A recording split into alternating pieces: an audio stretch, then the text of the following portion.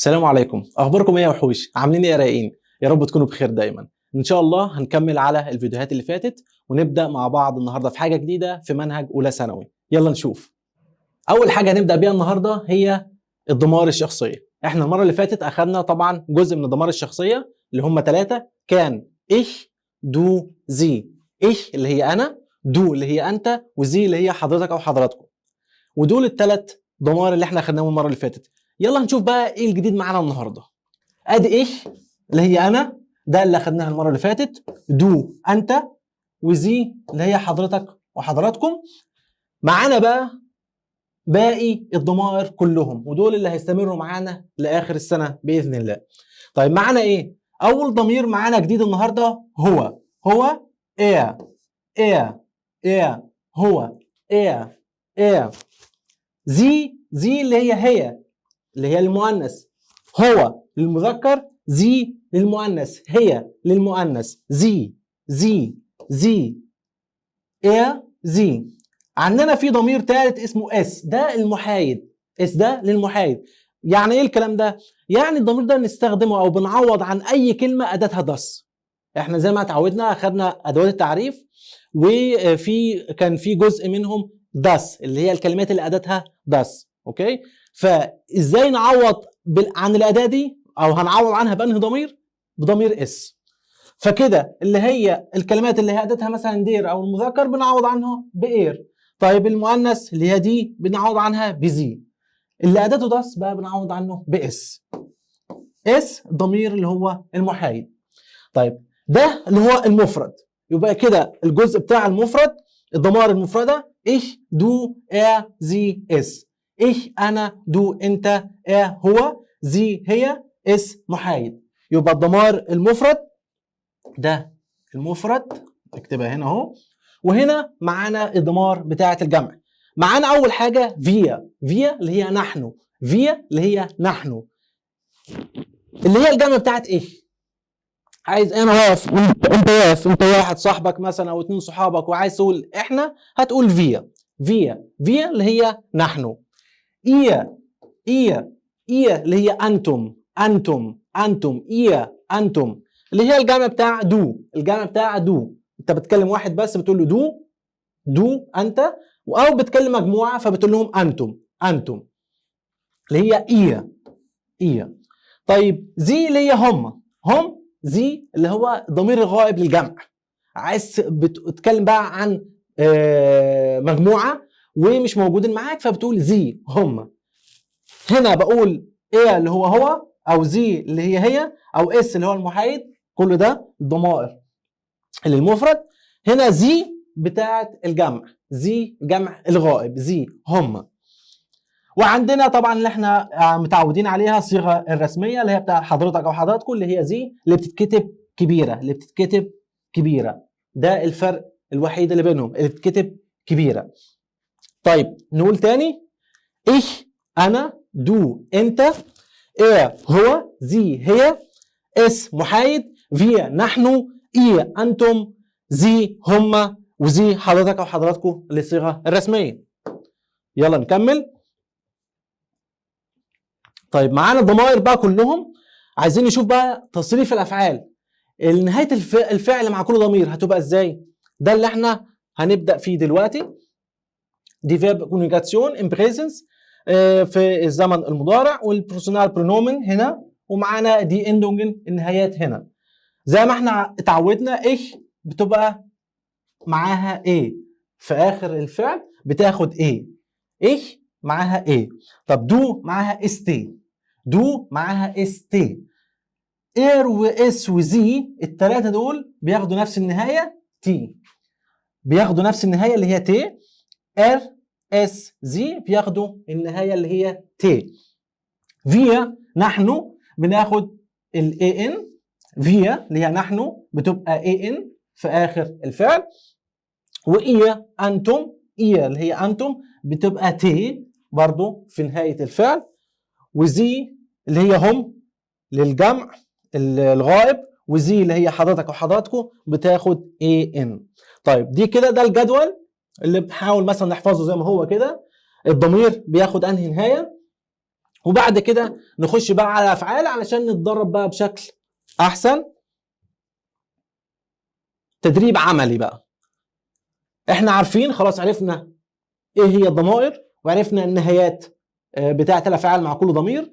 طيب نطبق ده عمل ازاي مع الافعال؟ زي ما احنا معانا كده جايبين شويه افعال، وهنبدا فعل فعل كده نصرف مع كل الضمائر.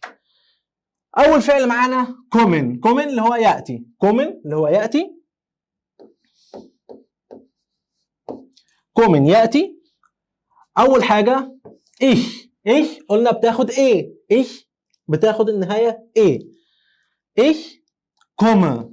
ايش كوما. ايش كوما. طبعا الفعل ده احنا صرفناه قبل كده في الفيديوهات اللي فاتت، بس مع الضمائر اللي هي ايش ودو وزي بتاعت حضرتك بس، الثلاث ضمائر دول بس. فاحنا النهارده بقى مع الضمائر كلها. اوكي. فايش كوما. ايش كوما قلنا بنحذف الاي ان.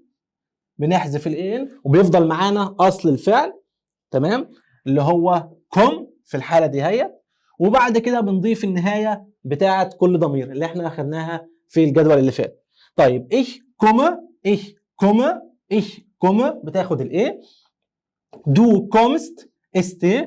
دو كومست. دو كومست حذفنا الان وضفنا الاستي. ايه واس وزي. ايه كومت هو ياتي. ايه كومت هو ياتي. زي كومت هي تاتي. زي كومت هي تاتي. فعندنا دو كومست. دو كومست. دو بتاخد استي. دو بتاخد استي زي ما احنا متعودين. ومعانا بعد كده الجديد بقى ايه اس زي. ايه اس زي الثلاث ضمائر دول بياخدوا نفس النهايه اللي هي تي. ايه كومت. اس كومت. زي كومت هي تاتي وهو ياتي. طب فيا. فيا كومن. فيا كومن. فيا كومن هنلاحظ ان الاي ان رجعت تاني واخدنا الفيرب زي ما هو، الفعل زي ما هو كده في المصدر، ايه حطيناه عند فيا. طيب وده زي بالظبط زي اللي هي بتاعت حضرتك وحضراتكم، او زي اللي هي برضو هم للجمع الغائب كومن. الاثنين شبه بعض، بياخدوا الفعل زي ما هو من المصدر، بينزل زي ما هو مع الضمائر دي. يبقى فيا كومن. فيا كومن. فيا كومن. وزي. وزي كومن. زي اللي هي هم للغائب، وزي حضرتك او حضراتكم كومن. زي كومن. زي كومن. فيا كومن. معانا ايه انتم. ايه تبقى كومت. ايه بتاخد تي تبقى كومت. ايه كومت. ايه كومت. طيب ناخد فعل تاني. فعل تاني علشان نثبت المعلومه شويه، وهيبقى معانا افعال كتير برضه نتدرب عليها. طيب تاني فعل معانا هو فونن. فونن يسكن. يسكن. فونن يسكن. ich wohne. ich wohne بحذف الاي ان وبضيف النهايه بتاعتي. ich wohne. wohne. طيب مع دو. دو بحذف الاي ان تبقى فون، واروح حاطط النهايه بتاعتي مع دو اللي هي است بالظبط. دو فونست. دو فونست. دو فونست. دو فونست. اير اس زي الثلاث ضمائر دول بناخد النهايه تي، يبقى ايه فونت. عايز مثلا تقول لصديقك اخوك صاحبك يسكن في مكان ما، فهتقول ايه فونت. ايه فونت هو يسكن. هو يسكن. طيب زي عايز تقول زي هي تبقى هي تسكن، تبقى زي فونت. زي فونت. زي فونت. طب عايزين نستخدم الضمير اس تبقى اس فونت. اس فونت النهايه التي مع الافعال مع الضمائر الثلاث ضمائر دول ار اس زي تبقى فونت. فيا زي ما احنا متعودين الفعل زي ما هو يتحط عند فيا. فيا فونن. فيا فونن. فيا فونن. ناخد الاي ان بتاعت المصدر. فيا فونن. ihr wohnt. ihr wohnt ادي التي. ihr wohnt. sie wohnen. sie وزي wohnen. ناخد الان بتاعت المصدر. طب ليبل نشوف التصريفات بتاعت ليبل. تصريف verb leben زي ما انتم شايفين كده. ich lebe ich lebe ich lebe leben اللي هو يعيش.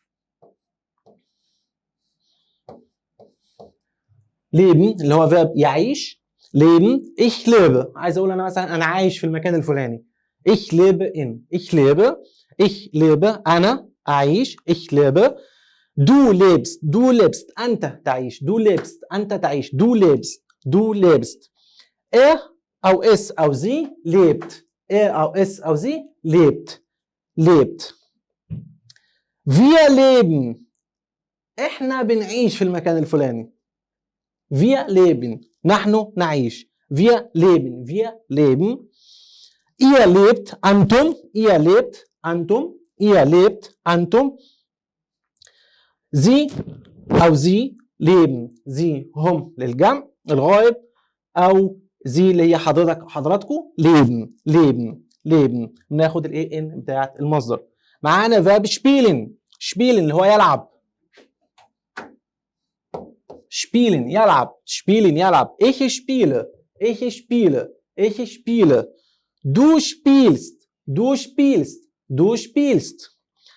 er او es او sie spielt er او es او sie spielt spielt. er spielt es spielt sie spielt. wir spielen wir spielen wir spielen. على فكرة كل ده تدريب احنا بنتدرب مع بعض. التكرار مهم جدا جدا. معانا افعال كتير جدا لازم نقعد نتدرب عليها كتير. نقعد نصرف الافعال كلها مع الضمائر كلها علشان المعلومة تثبت ونعرف نركز ونبقى عندنا المعلومة السليمة نقدر نسترجعها لما احنا نكون محتاجينها. فالتكرار الكتير التدريبات الكتيرة مفيدة جدا جدا علشان نعرف نجاوب على أسئلة في الامتحانات. wir spielen نحن نلعب. wir spielen. ihr spielt أنتم تلعبوا. ihr spielt.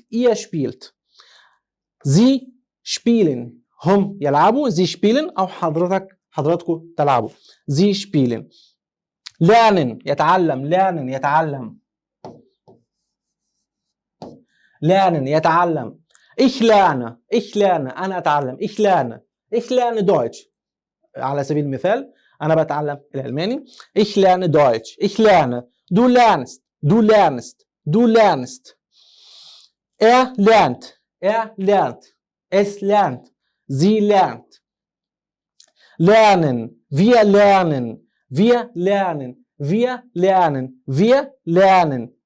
lernen. ثواني نمسح دي كده عشان شكلها وحش. بالظبط كده. wir lernen. ihr lernt.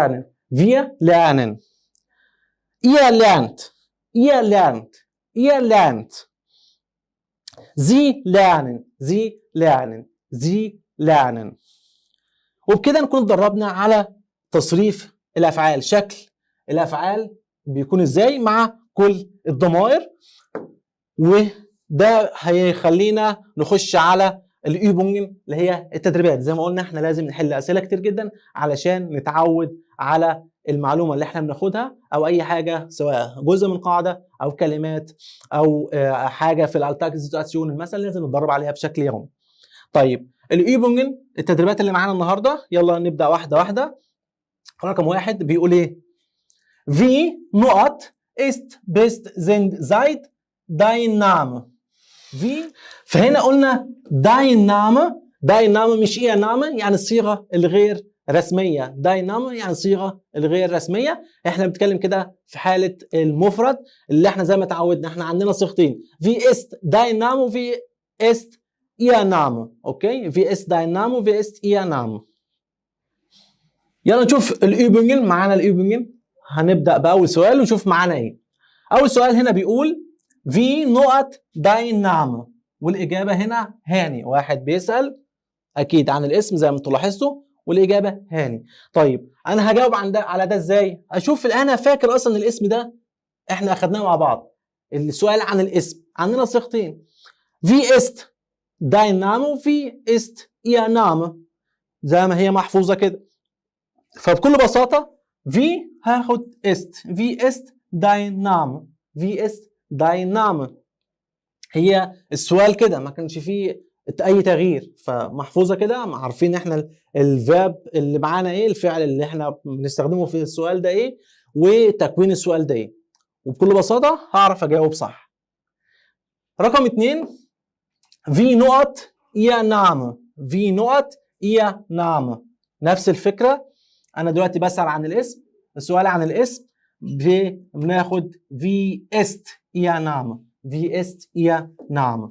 طب رقم 3 mein Name، عايز اقول انا اسمي كذا، mein Name ist سمير زي ما هو كاتب mein Name ist، مش هينفع mein Name bin، ده غلط. مش هينفع اقول mein Name heißt، مش هي دي اللي احنا اتعلمناها، ولا زايد برضو. يبقى احنا اتعلمنا لما بقول انا اسمي بقول mein Name ist، mein Name ist سمير.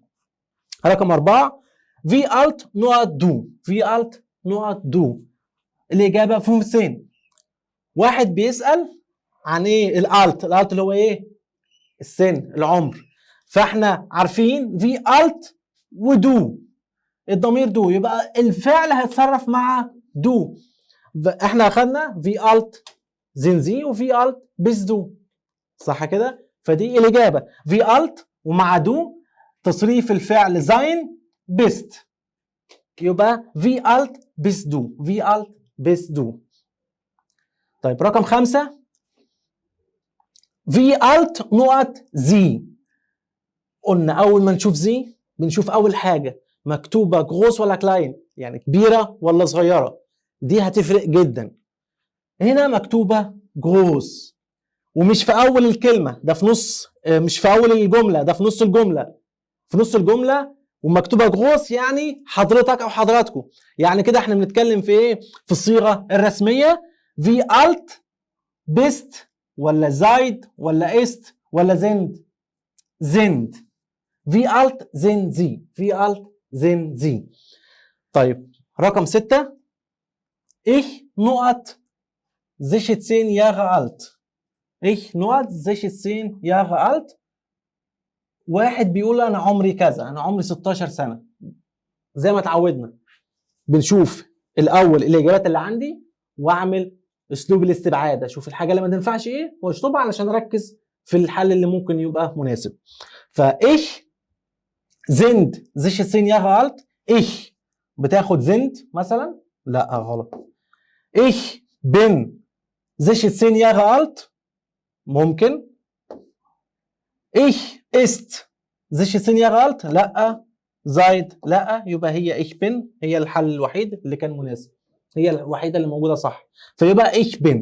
طبعا انت عارف هي ich bin على طول، بس احنا ايه الاسلوب ده بيساعدك جدا، حتى لو انت مشاكك ما بين اجابتين اعمل الاسلوب ده هيساعدك جدا وهينجز معاك في الوقت.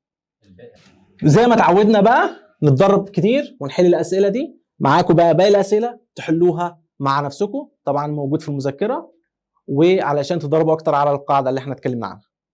وزي ما احنا اتعودنا كده احنا بنحل اسئله على كل قاعده او جزء احنا بنتعلمه مع بعض، وباقي الاسئله معاكم نتدرب عليها، نحل الاسئله كلها.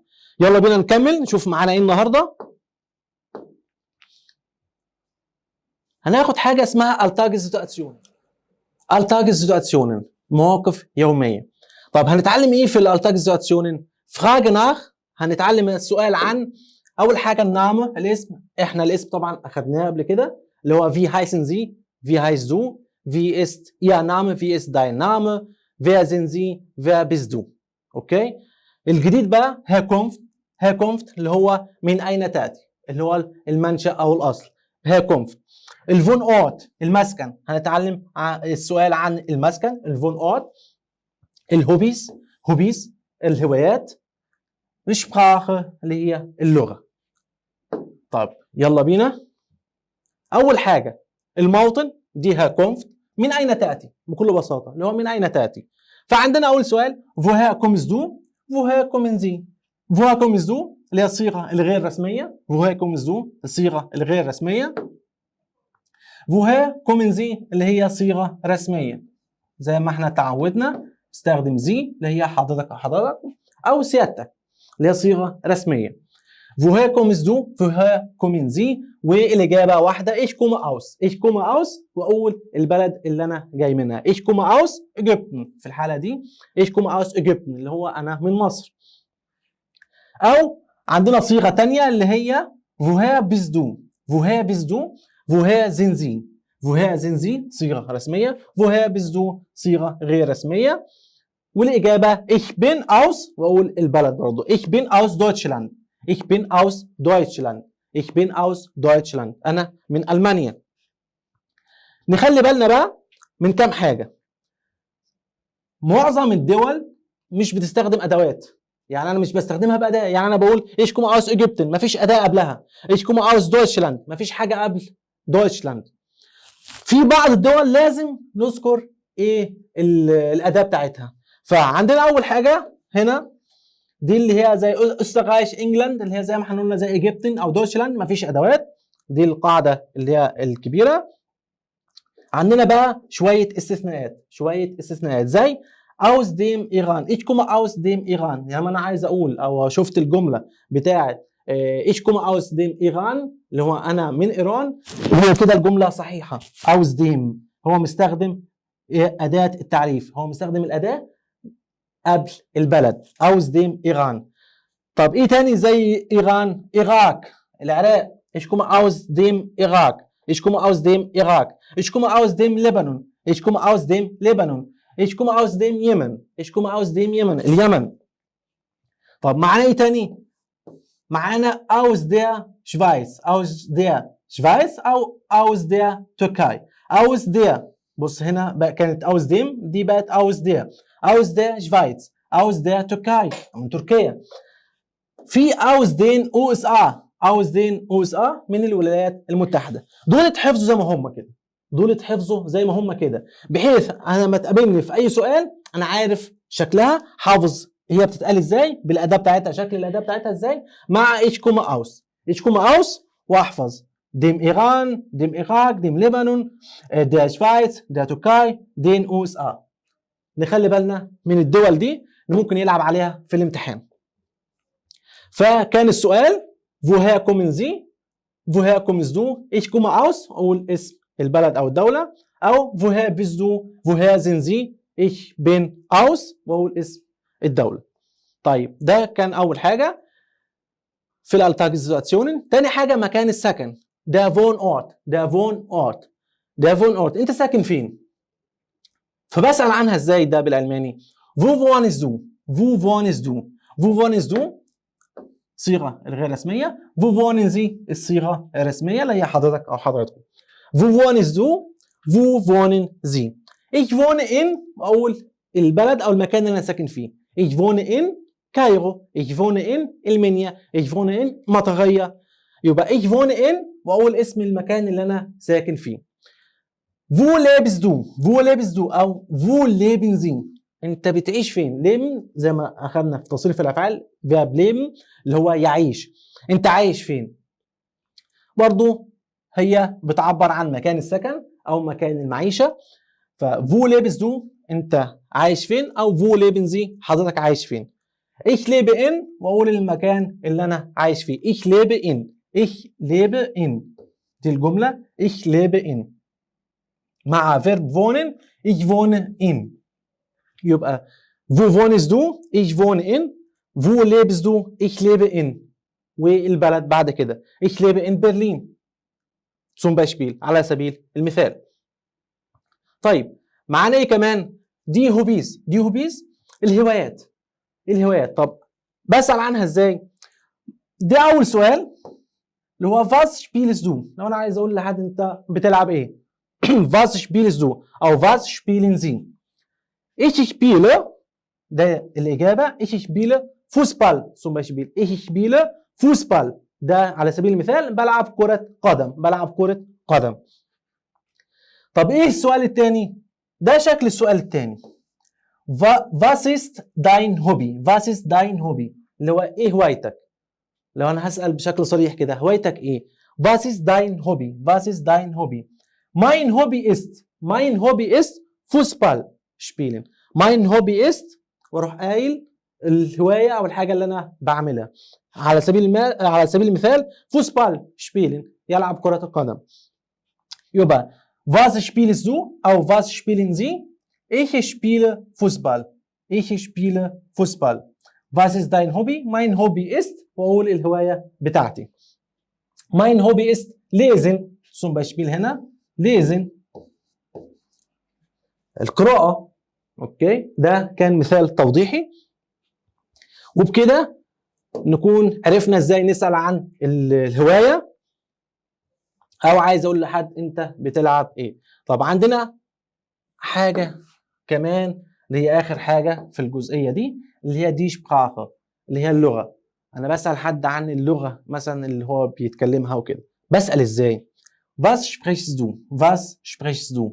او was sprechen sie؟ was sprechen sie؟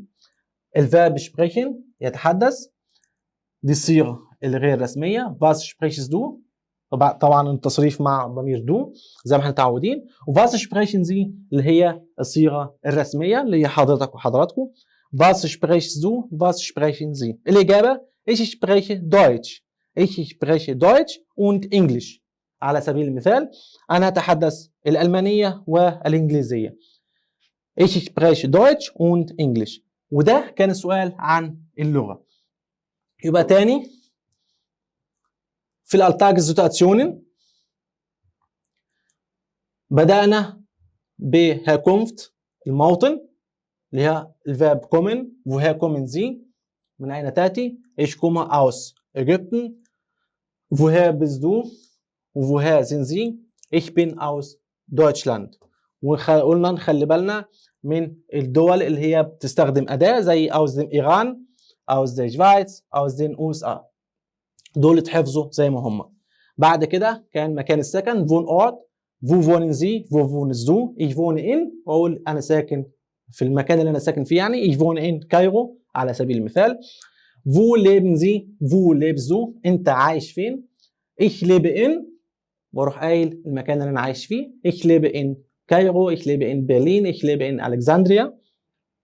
دي هوبيز الهوايات. was spielen Sie؟ was spielst du؟ انت بتلعب ايه مثلا؟ ich spiele Fußball. او السؤال الصريح was ist dein Hobby؟ هي هوايتك ايه؟ was ist dein Hobby؟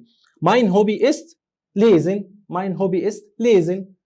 الهواية بتاعتي يعني القراءة، ده على سبيل المثال. او mein Hobby ist Fußball spielen زي ما قلنا في المثال الاول.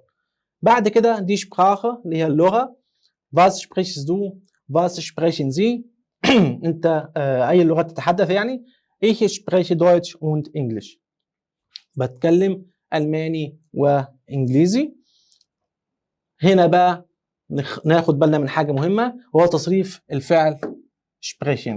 تصريف الفعل sprechen يتحدث. طب ليه؟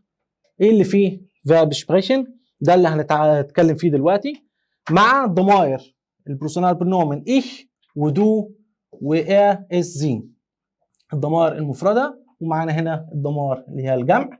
هنشوف التغيير زي ما انتم ملاحظين كده. احنا معروف ich واخده ايه؟ ich spreche، ما فيهوش اي حاجه، ده القاعده العاديه اللي احنا اتعلمناها مع بعض في تصريف الافعال. ich spreche.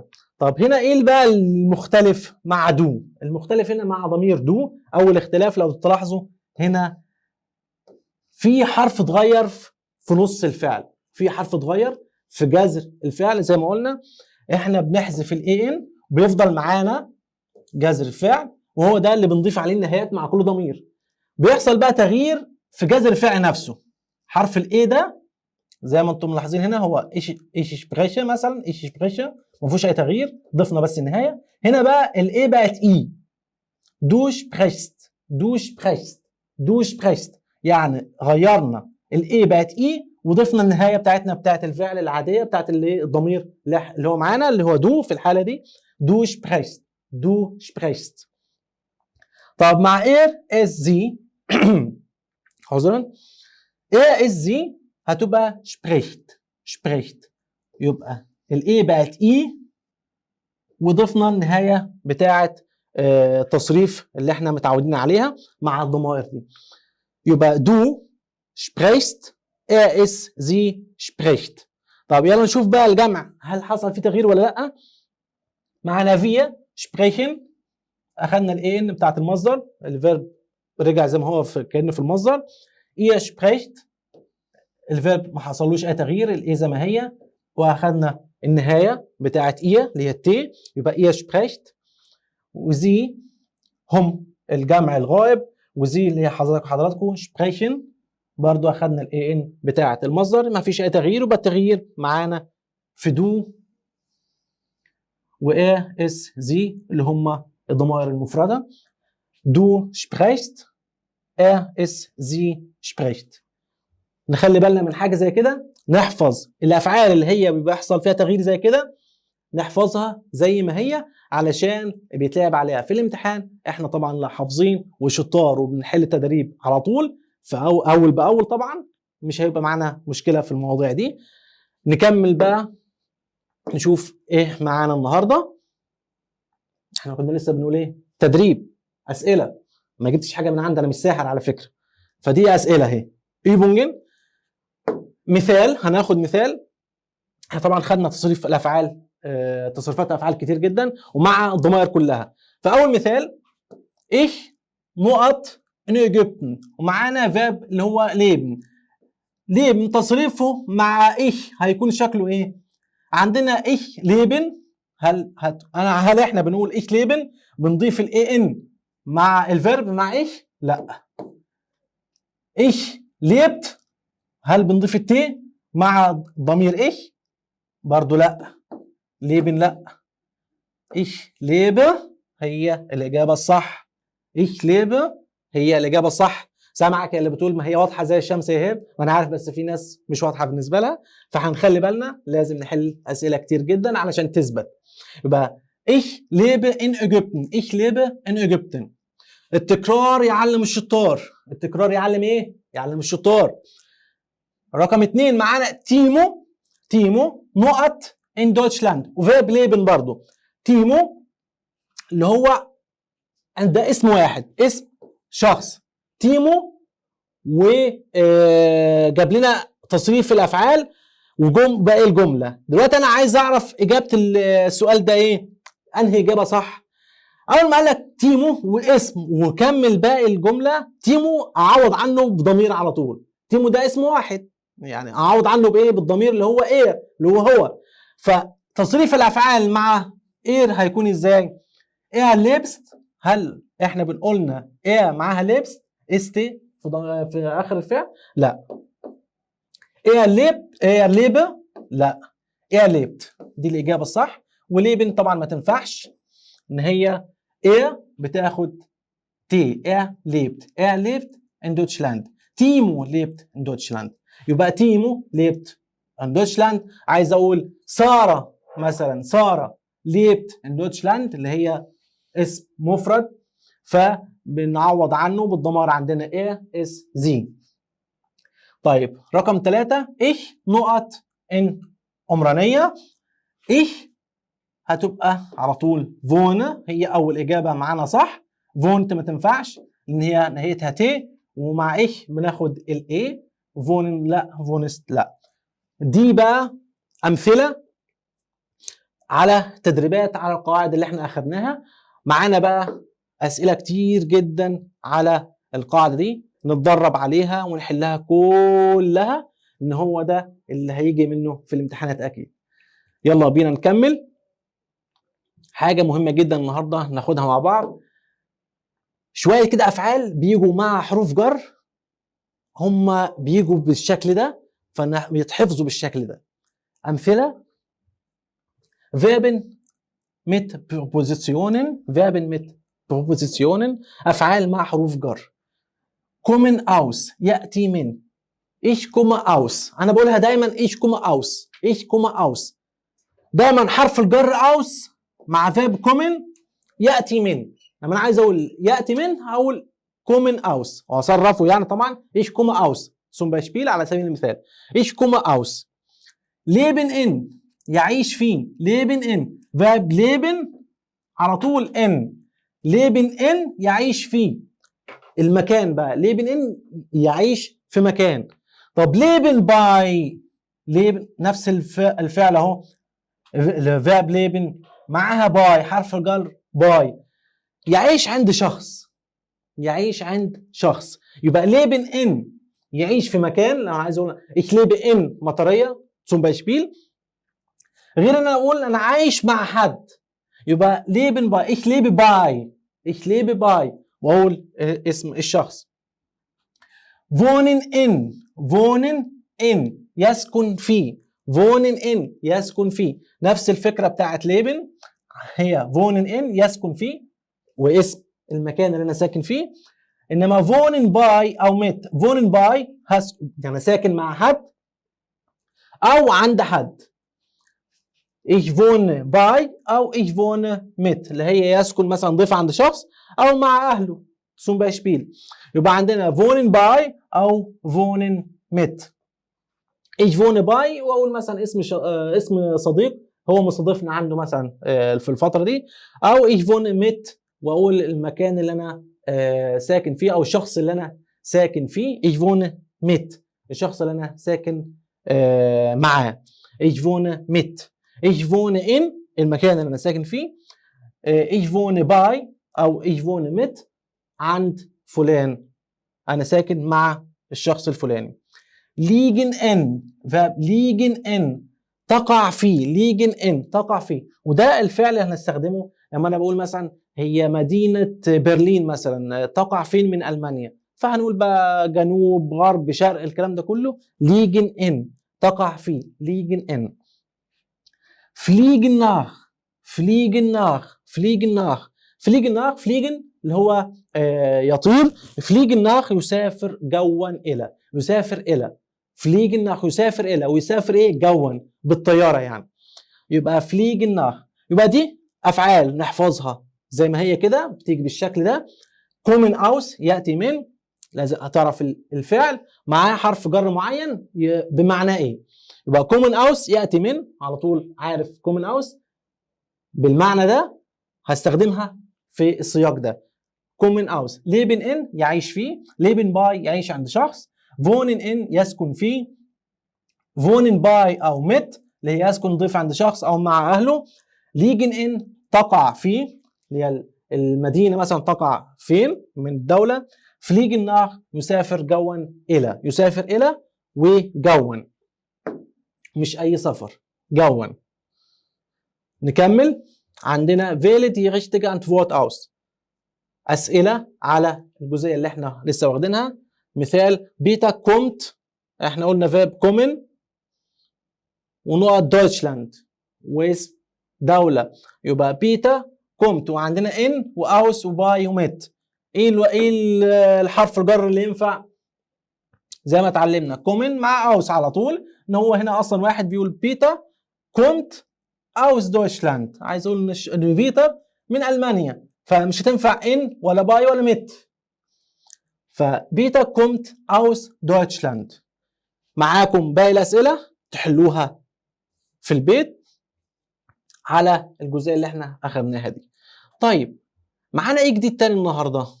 حاجه مهمه جدا جدا جدا، الفي فراجه.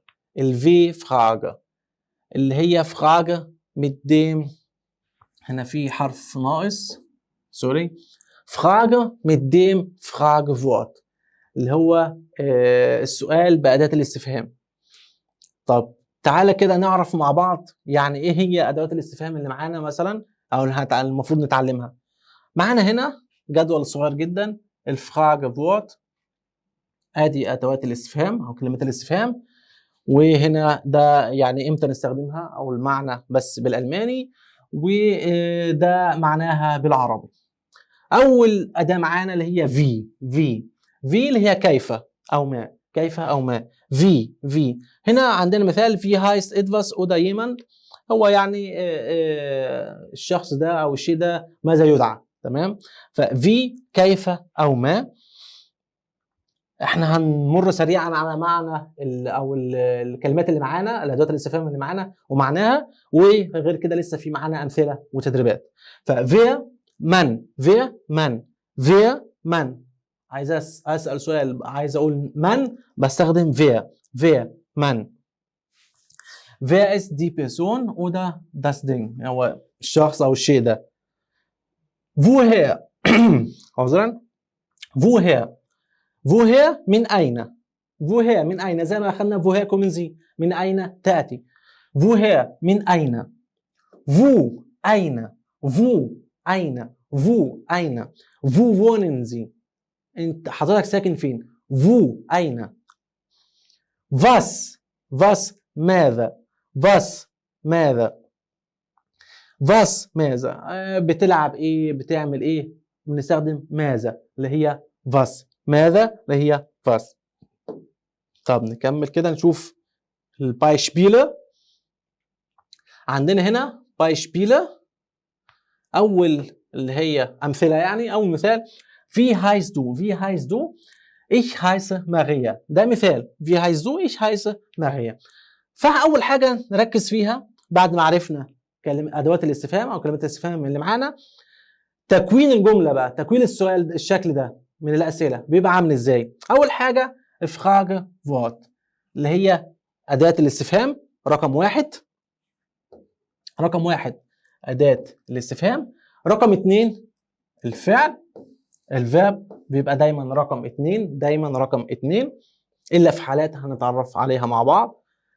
وبعد كده ريست زاتس او اللي هي الجنسوم التكمله، يعني بقيه الجمله رقم ثلاثة. رقم ثلاثة بيبقى بقيه الجمله. يلا نشوف الامثله اللي معانا. اول حاجه في هايسن زي، ما اسم حضرتك؟ في هايسن زي السؤال اللي احنا اخذناه مع بعض وكررناه كتير جدا. في هايسن زي اسم حضرتك ايه؟ في ist dein Name؟ في ist dein Name؟ في ist dein Name اللي هو اسمك ايه؟ Wer bist du؟ من تكون؟ Wer bist du؟ من تكون؟ من تكون؟ Wer bist du؟ من تكون؟ Wer sind Sie؟ حضرتك مين؟ Wer ist das؟ من هذا؟ Wer ist das؟ من هذا؟ Woher kommst du؟ Woher من أين؟ Woher kommst du؟ أنت منين؟ Woher kommst du؟ أو من أي بلد أنت؟ Woher kommst du؟ Wo wohnst du؟ Wo wohnst du؟ Wo أين تسكن أنت؟ Wo wohnst du؟ أين تسكن أنت؟ Was spielst du؟ ماذا؟ Was spielst du؟ أنت بتلعب إيه؟ ماذا تلعب؟ Was lernst du؟ ماذا تتعلم؟ Was sprechen Sie؟ ماذا تتحدث؟ oder عندنا سؤال بقى جديد هنا أهو عن السؤال عن اللغة على فكرة. Welche Sprache lernst du؟ Welche Sprache lernst du؟ أنت بتتعلم او ايه اللغات اللي انت بتتعلمها، او ايه اللغه اللي انت بتتعلمها. welche Sprache lernst du؟ ايه اللغه اللي انت بتتعلمها. was sprechen Sie؟ ماذا؟ was ماذا؟ sprechen Sie تتحدث حضرتك، ماذا تتحدث حضرتك. يبقى دي الامثله على ادوات الاستفهام اللي احنا قلناها اللي هي في wer woher wo was، والترجمه بتاعتها موجوده وكمان معناها بالالماني، يعني امتى نستخدمها وبتستخدم ازاي مع ايه. وبعد كده معانا الامثله.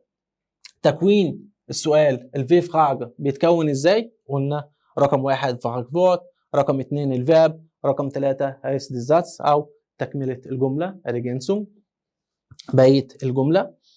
ودي الامثله عن ادوات الاستفهام، امثله على كل الادوات الاستفهام اللي احنا اخذناها. wähle die richtige Antwort aus. على طول لازم معانا تدريبات على كل جزء احنا بنشرحه، وده لازم نعمله على طول ولازم اكرر كده كل شويه علشان فعلا المعلومه تثبت. طيب اول حاجه رقم واحد was ولا wer ولا wie ولا wo heißen sie؟ heißen sie وعلامه استفهام، وبعد كده فيليكس ده اسم شخص واحد باسم، يعني ده سؤال عن الاسم. فاحنا السؤال عن الاسم بيبقى ايه؟ was heißen Sie؟ لا. wer heißen Sie؟ لا. wie heißen Sie؟ ايوه. wie heißen Sie؟ wie heißen Sie هو ده شكل السؤال. في اداه الاستفهام، خلاص عرفنا يعني ايه في وعرفنا يعني ايه heißen. ففي اللي هي ما اسمك، ماذا او كيف. فهنا اسمك ايه؟ اسم حضرتك ايه في السؤال ده. رقم 2 Wer, woher, was, wie sind Sie. والإجابة aus Luxor. aus Luxor يعني هو بيقول إن هو من الأقصر، يعني كده دلوقتي بيسأل عن المكان أو البلد. فعندنا wer ولا woher ولا was ولا wie. woher من أين. woher من أين. خلاص أنت حفظت الجدول، عرفت الأدوات الاستفهام اللي معانا إيه، وعرفت معناهم بالعربي كمان، واستخدامهم بنستخدمهم إمتى. عرفت إنه woher من أين، يبقى woher sind Sie. woher sind Sie من أين أنت أو من أين حضرتك، يبقى aus Luxor من الأقصر. ومعانا باقي الأسئلة زي ما تعودنا، باقي الأسئلة نحلها كلها، ودي هتكون معاكم تشتغلوا منها في البيت. يبقى كده سريعا wie, wer, woher, wo, was. ادي الجدول اللي انا كنت بقول لكم عليه اللي احنا هنحفظه يسهل علينا الدنيا. بعد كده تكوين السؤال، شكل السؤال ده بيبقى بنتكون من ايه. اول حاجه فراغ فوت اداه استفهام، رقم 2 الفيرب، رقم 3 تكمله الجمله، وعلامه الاستفهام طبعا في النهايه ما ننساهاش. وبعد كده دي امثله على كل الادوات، وادي اسئله بقى على كل اللي احنا اتعلمناه. بشكركم جدا جدا على حسن استماعكم، وبكده نكون خلصنا حلقتنا النهارده. استنونا في الحلقات اللي جايه. السلام عليكم. أشطر أب، تعليمك بقى أشطر.